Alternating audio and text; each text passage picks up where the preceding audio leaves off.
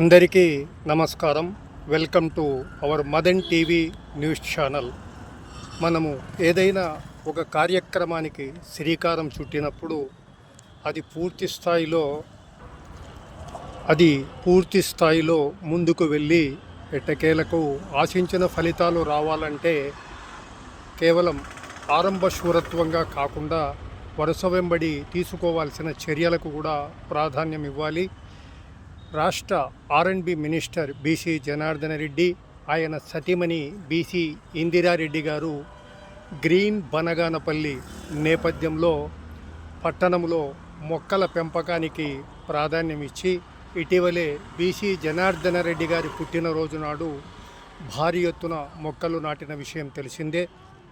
రహదారి వెంట కూడా ఇరువైపులా కుండీలలో మొక్కలు నాటారు. తర్వాత వాటికి సంబంధించిన క్రియాత్మక చర్యలకు కూడా ప్రాధాన్యం ఇచ్చారు. అలాగే ప్రస్తుతం మనం చూస్తున్నది బనగానపల్లి ఆసుపత్రి ఆవరణలో నాటిన మొక్కలు.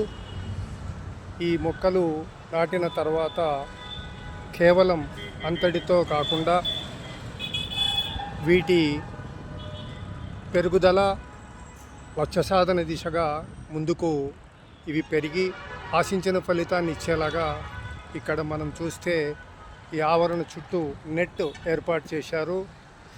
అలాగే వీటికి నీటి వసతి కొరకు ఇక్కడ కుళాయి కూడా ఏర్పాటు చేసిన విషయం తెలిసిందే. అలాగే ఈ కుళాయిలను వరుస వెంబడి కూడా ఏర్పాటు చేయడం జరిగింది.